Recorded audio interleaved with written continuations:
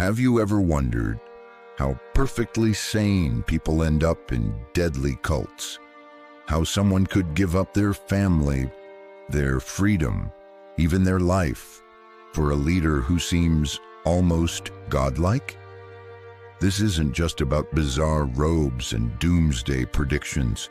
This is dark psychology at its deepest and most terrifying.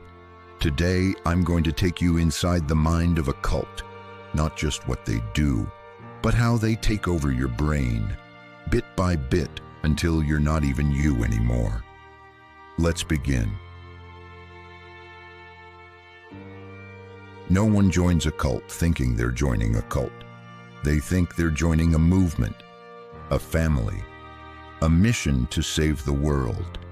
And that's exactly how the manipulation begins. Cults don't hunt for the weak.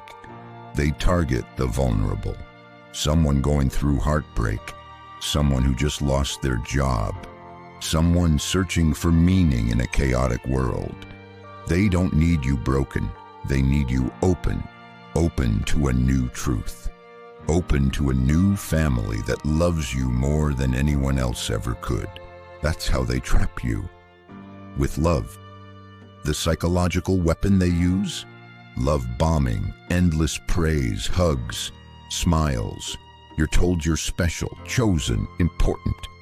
Your brain gets addicted to the dopamine. You feel seen, maybe for the first time in years. But what you don't know is, this is the hook. Once they reel you in, everything changes. Next comes isolation.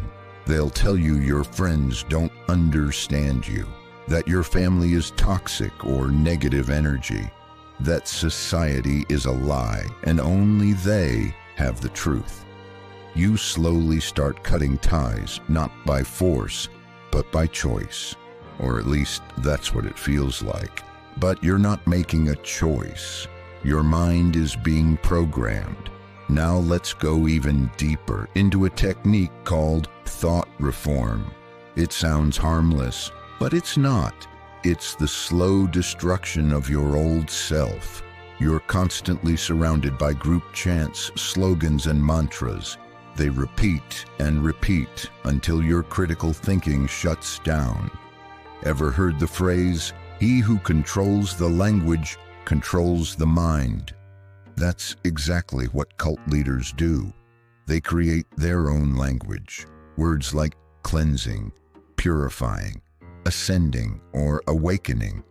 The words sound powerful, but in reality, they're being used to shut down logic and ignite emotion. The cult leader? They're the center of the universe. They're not just a person. They're a prophet, a savior, a god. They claim to have visions. They say the outside world is doomed. And you, only you, are lucky enough to be saved.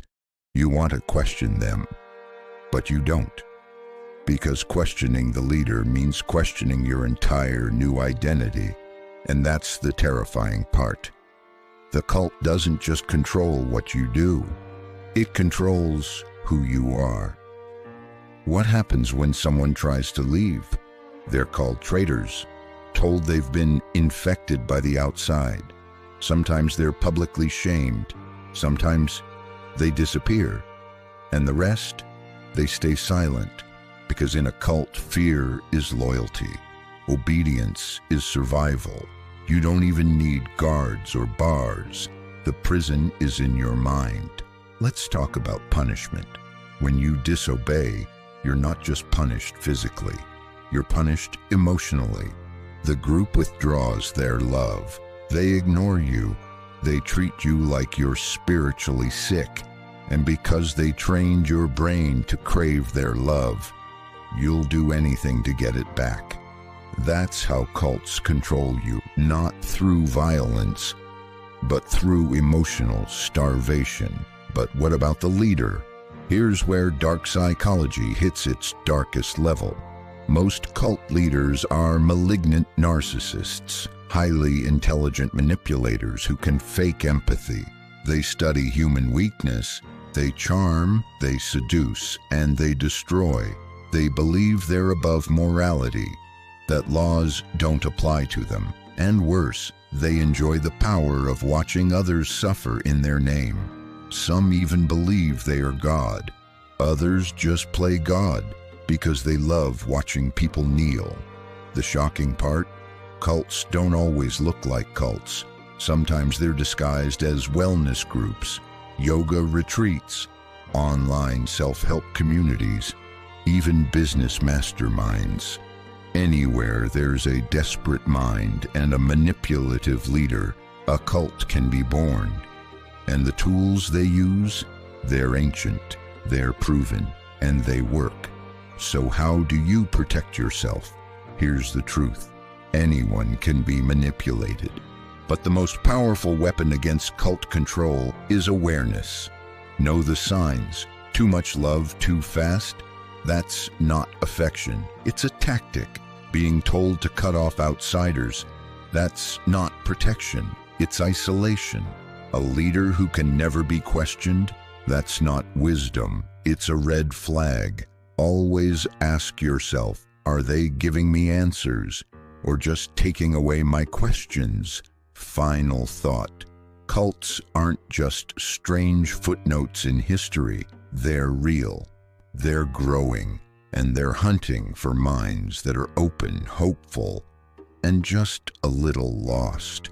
But with the right knowledge, you don't have to fall into their trap, because once you understand the dark psychology of cults, you don't just protect yourself, you protect the people you love. So share this, talk about it, because silence is how the cult wins.